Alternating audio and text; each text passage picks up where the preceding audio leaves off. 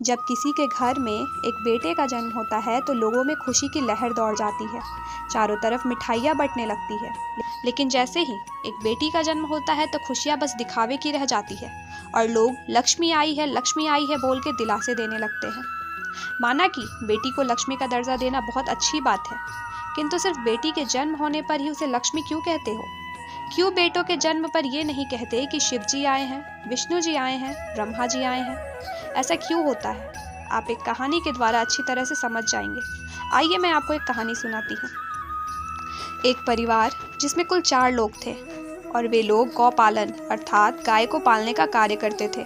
उन 4 लोगों में 2 बुजुर्ग माँ बाप तथा उनके 2 बच्चे थे और वे दोनों लड़के थे। बड़े बेटे की शादी हो चुकी थी और उसकी पत्नी गर्भवती थी।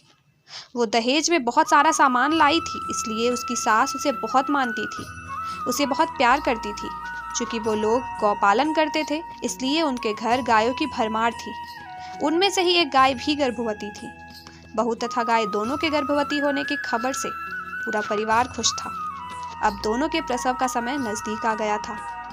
कुछ ही दिनों में उनकी बहू की प्रसव पीड़ा शुरू हो गई और उसे अस्पताल ले जाया गया। वहाँ उसने एक सुंदर सुशील बेटी को जन्म दिया। बेटी के जन्म से परिवार में कोई खुश न था। वे लोग अपनी बहू को उलाहने देने लगे, उसे कोसने लगे, उसे ताने देने लगे। उसकी सास जो उसे इतना प्यार करती थी, उनका प्यार तो जैसे गायब ही हो गया। समय बीत रहा था और अब उनकी गाय के भी प्रसव का समय आ गया था। गाय ने प्रसव के बाद एक बछड़े अर्थात एक बैल को जन्म दिया, किंतु परिवार में बैल के जन्म से कोई खुश नहीं था। किंतु ये क्या, जहाँ बेटे के जन्म पर लोग खुश होते हैं, वहाँ इस बैल जो कि एक पुरुष जाति का था, उसके जन्म पर इतना शोक क्यों, इतना दुख क्यों? परिवार में कोई खुश क्यों नहीं था? मैं आपको बताती हूँ कि ऐसा क्यों। ऐसा इसलिए क्योंकि जब बैल का जन्म हुआ तो उससे उन्हें कोई खास फायदा नहीं था, लेकिन गाय के जन्म पर तो उन्हें दूध, दही, पनीर अर्थात धन की कमाई होती। उसी प्रकार जब बेटी का जन्म होता है तो उसके खर्चे, उसका पालन पोषण के बदले परिवार को कुछ नहीं मिलता, ऊपर से उसके विवाह के दहेज की चिंता। लेकिन बेटे के जन्म के बाद उसके खर्चे, उसके पालन पोषण, जिससे बेटा बड़ा होकर अपने परिवार का सहारा बनेगा, साथ ही साथ दहेज भी लाएगा, अपने परिवार की सहायता करेगा, माँ बाप की सहायता करेगा। अब आप समझ गए होंगे कि हम लोग एक अनजान लालच के वश में रहकर अपने ही बेटे और बेटी के बीच फर्क करते हैं, किंतु ये कभी नहीं सोचते कि हमें अपने बेटे और बेटियों दोनों को इस लायक बनाना है कि वे खुद के दम पर 2 परिवारों को संभाल सके। हम अपनी बेटियों को संस्कार के नाम पर डर देते हैं, उसे बाहर जाने से रोकते हैं, ऊंची आवाज़ में ना बोले, इस तरह के संस्कार उसे सिखाते हैं। किंतु इसे संस्कार नहीं कहते। संस्कार तो है बड़ों का सम्मान, बड़ों का आदर, लोगों की मदद करना।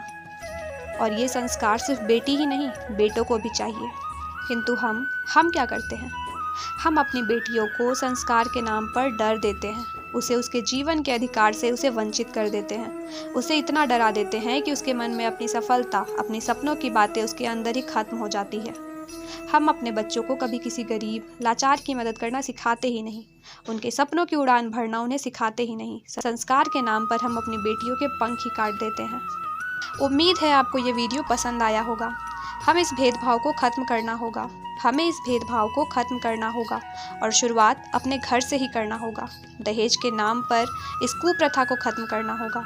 अपने बेटियों को बेटों के समान ही पंख देना होगा और बेटों को भी बेटियों के समान एक अच्छे संस्कार देने होंगे।